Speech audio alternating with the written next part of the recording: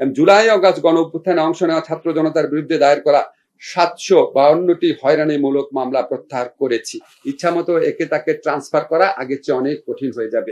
July August ছাত্র জনতার উপর সংগঠিত বিভিন্ন অপরাধের প্রসিকিউশন কার্যক্রম মনিটরিং করার জন্য মন্ত্রণালয়ে বিশেষ সেল গঠন করা হয়েছে। 10 বিবাহ নিবন্ধন বিধিমালা সংশোধন। বিবাহ নিবন্ধন বিধিমালা সংশোধন করে জেন্ডার বৈষম্যমূলক বিধান বাতিল করা হয়েছে। তাছাড়া অনলাইনে বিবাহ ও তালাক নিবন্ধন করার বিধান সংযোজন করা হয়েছে। প্রাতিষ্ঠানিক সংস্কার ও ডিজিটালাইজেশন আমাদের দ্বিতীয় প্রকার কাজ, যেটা প্রাতিষ্ঠানিক সংস্কার এবং ডিজিটালাইজেশনের ক্ষেত্রে আমরা যা যা করেছি সেটা বর্ণনা করছি। এক হচ্ছে জুডিশিয়াল সার্ভিসের স্বাধীনতা, যেটা আমরা বিচার বিভাগের স্বাধীনতা সবসময় বলতাম, এখানে আমরা অত্যন্ত গুরুত্বপূর্ণ দুইটা বিধিমালা করেছি। বিচার বিভাগের স্বাধীনতা নিশ্চিত করার জন্য বাংলাদেশ জুডিশিয়াল সার্ভিসের পদ সৃজনের ক্ষমতা। বান্ডেল থাকলে প্রতি সেনমানিতে টাকা বাঁচবে। বিকাশ সেনমানি বান্ডেল কিনে জিতুন প্রতি লেনদেনে। বাংলাদেশ সুপ্রিম কোর্টের উপর ন্যস্ত করে বাংলাদেশ জুডিশিয়াল সার্ভিস গঠন বিধিমালা 2025 প্রণয়ন করা হয়েছে। এটা মাজদার হোসেনের মামলা রায় ছিল, দীর্ঘদিন পর এটা করা সম্ভব হয়েছে। এছাড়া জুডিশিয়াল সার্ভিস সদস্যদের সরকারের আইন ও বিচার বিভাগে পদায়নের বিধিমালা প্রণয়ন করা হয়েছে। ফলে সরকারের নির্বাহী বিভাগের খামখেয়ালি ভাবে পদ সৃজন করা বা পদ সৃজনে বাধা দেওয়া, ইচ্ছামতো একে তাকে ট্রান্সফার করা আগের চেয়ে অনেক কঠিন হয়ে যাবে। তথ্য ও সেবা কেন্দ্র স্থাপন। বিচার প্রার্থী জনগণের তথ্যের অধিকার নিশ্চিতকরণে দেশের সকল আদালত প্রাঙ্গণে তথ্য ও সেবা কেন্দ্র স্থাপন করা হয়েছে। মামলার সর্বশেষ অবস্থা, শুনানির তারিখ এবং আইন প্রক্রিয়া সম্পর্কে তথ্য পাওয়ার ক্ষেত্রে হয়রানি কমেছে। কেন্দ্রীয়ভাবে আদালতের কর্মচারী নিয়োগ। একটি স্বচ্ছ নিয়োগ প্রক্রিয়ার মাধ্যমে আদালতে দক্ষ কর্মচারী নিয়োগের লক্ষ্যে বাংলাদেশ জুডিশিয়াল সার্ভিস কমিশনের মাধ্যমে কেন্দ্রীয়ভাবে নিয়োগ কার্যক্রম চালু করার নীতিমালা প্রস্তুত করা হয়েছে।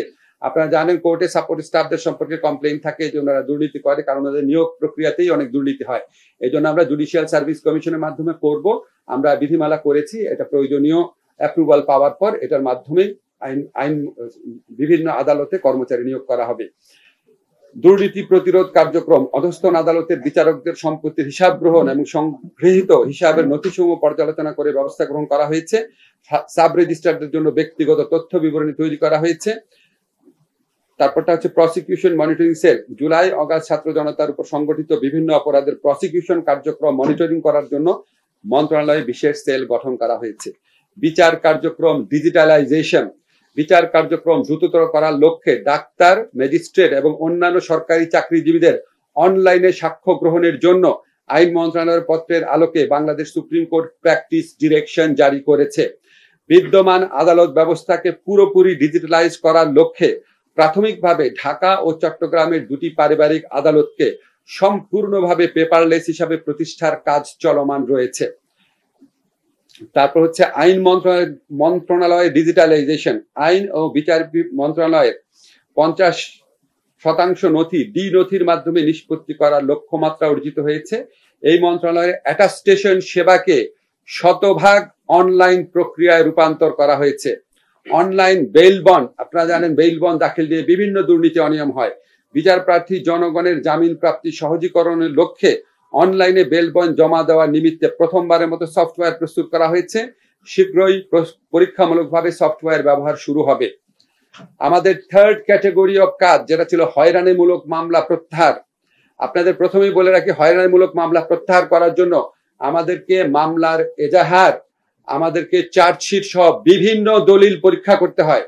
বিভিন্ন দলিল পরীক্ষা নিরীক্ষা করে জেলা পর্যায়ের কমিটি প্রথম একটা লিস্ট করে, তারপর আইন মন্ত্রণালয়ের আন্ডারে একটা কমিটি আছে, কমিটির মাধ্যমে সমস্ত কাগজপত্র পুঙ্খানুপুঙ্খভাবে পরীক্ষা করে আমরা এখন পর্যন্ত রাজনৈতিকভাবে হয়রানিমূলক 15,000-এরও বেশি মামলা প্রত্যাহারের সুপারিশ করেছি। বান্ডেল থাকলে প্রতি সেনমানিতে টাকা বাঁচবে। বিকাশ সেনমানি বান্ডেল কিনে জিতুন প্রতি লেনদেনে।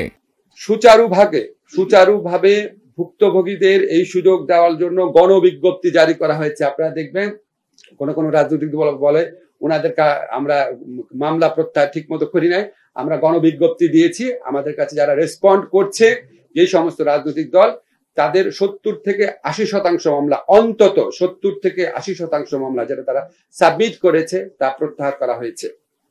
এ কাজ চলমান রয়েছে। এছাড়া আমরা সাইবার আইনের অধীনে 408টি স্পিচ অফেন্স সংক্রান্ত মামলা, জুলাই অগাস্ট গণ অভ্যুত্থানে অংশ নেওয়া ছাত্র জনতার বিরুদ্ধে দায়ের করা 752টি হয়রানিমূলক মামলা প্রত্যাহার করেছি।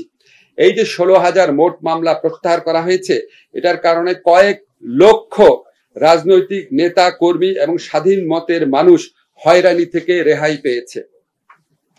দৈনন্দিন কার্যক্রম, আমাদের কিছু দৈনন্দিন কার্যক্রম থাকে, সেখানে আমরা আগের চেয়ে অনেক গতিশীলতা এনেছি, আপনাদেরকে ডেটা দিয়ে আমরা ব্যাখ্যা করছি।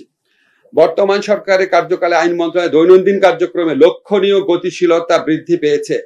যেমন গত 1 বছরে মন্ত্রী পর্যায়ে নিষ্পত্তিকৃত নথির সংখ্যা 1283, বিগত সরকারের একই সময়ে 837টি নথি নিষ্পত্তি হয়েছিল, আমাদের সময় হয়েছে 1.5 গুণ বেশি।